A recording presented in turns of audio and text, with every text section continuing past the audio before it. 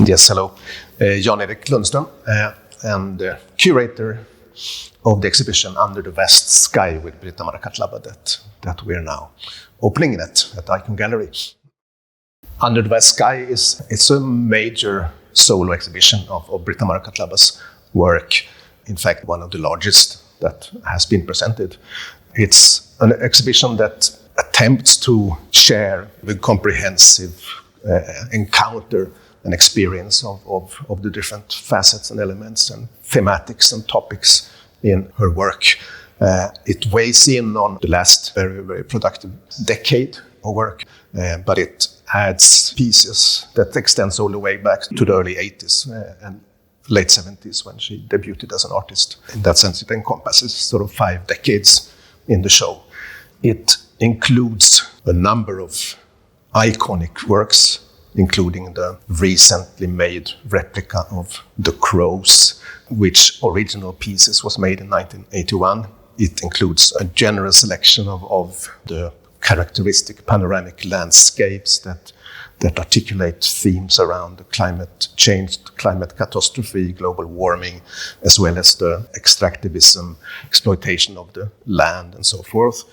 It includes also a wonderful encounter with Britta's epic piece titled History. It is a 24-meter long tapestry installed permanently in Norway, but what the audience will meet here is the sketches for the making of that piece, as well as a continuous pan along the 24-meter tapestry. And the exhibition, moreover, also includes recent seminal works like her installation Events in Time. It includes a series of sculptures. That is a new path in her work in recent years, where you meet some of the sort of the iconography from her embroidery, but now turned into 3-dimensional works and so forth. So a broad and generous show that I think brings updates to Birmingham audience to Britta's work, as well as allowing an encounter with the path her work has taken throughout the decades. My name is Britta Marakatt-Labba, and I do work with textile embroidery stories. So I do tell a lot of stories from my culture, Sámi culture. And I grew up in one reindeer herding family. So in case of that, the environment and also the climate is very important for us, just to survive with the reindeer herding. This item that we have behind me, I have called it for global upwarming. And I make this in 2007, so it's some years ago. But I started to think very early on what's happening with our Earth. In my area, there we can see these changes very clear, because we have never had rain in December, January, February.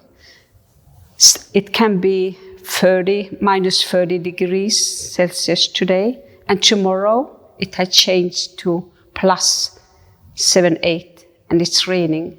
And that tells everything about what's happening now. So this piece I made, I saw it, and I started to cut up some squares and just to see that what's happening when the ice is melting. And the ice is very important in my area, just to move on. And today, those who are working with reindeer have to think very, very deep. How can we travel? Can we move here, or shall we change another way? Because we never know how the ices are. And for some years ago, I made one piece. I called it for The Ice Was Broken. And the reindeers went down the ice and down to the water.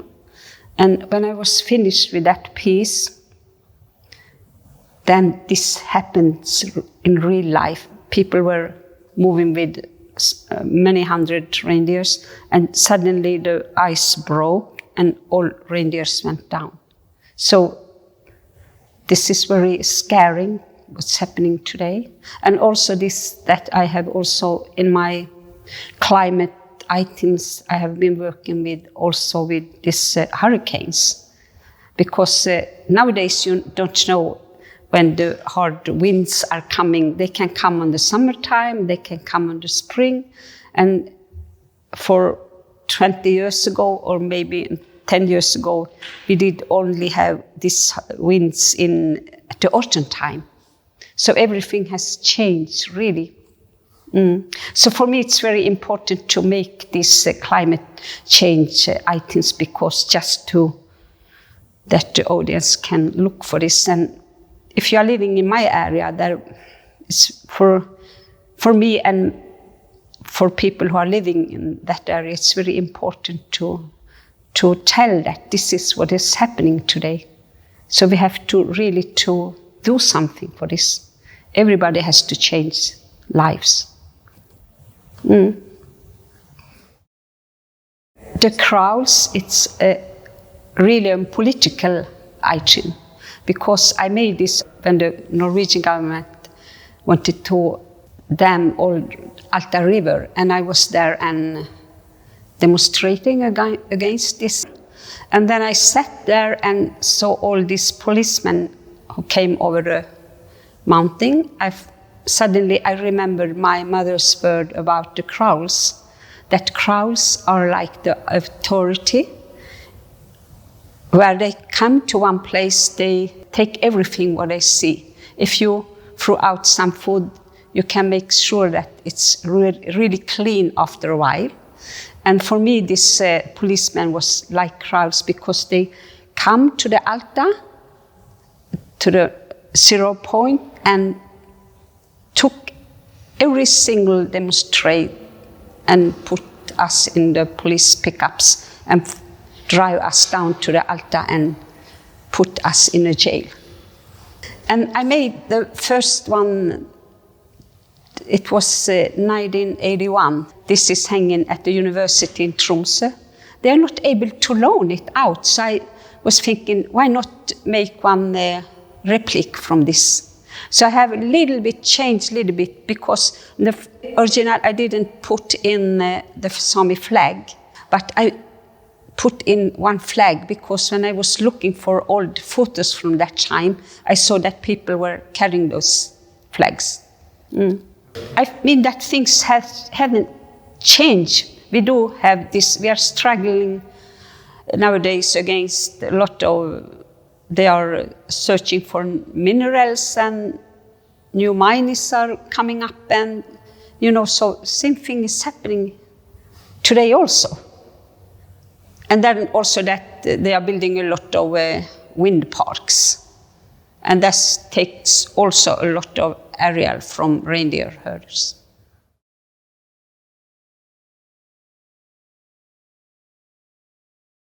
In 2011, there happens one thing outside Oslo at the Utøya. There was one man who went, he carried a policeman uniform, and he went to the island Utøya.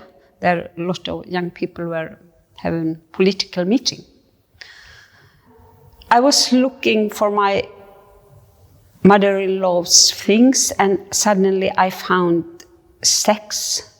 I think it's meal sex from the Second World War time.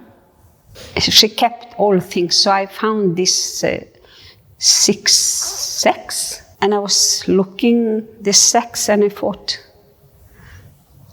that's what happens during the Second World War, that 6 million Jewish people lost their lives, and this was nearly 100 young people lost their lives at Utøya. It's really almost the same thing. It doesn't matter if there are 2 persons, if you are missing 2 of your very near people, or 100, it hurts inside you anyway. So I take this sex, and I was thinking on the Sámi way to live, because I have the door side there. It's the door into one tipi, and when you open the door, you never know what you find inside the room or where you are going to step in. And that was what happened to those young people, because they didn't know what was happening when they went to the island. That's what I want to tell with this item. And also on the door side you have this eagle, and from the eagle's wings there are coming a lot of bulls, because he was shooting a lot. And suddenly you see all this blood was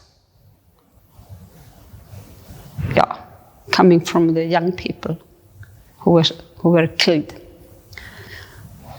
I was up in the mountain at that time. What happens, I didn't have a TV. I heard this in the radio, so I got my own pictures in front of me. So in that case, maybe it was good, maybe it was sad, I don't know.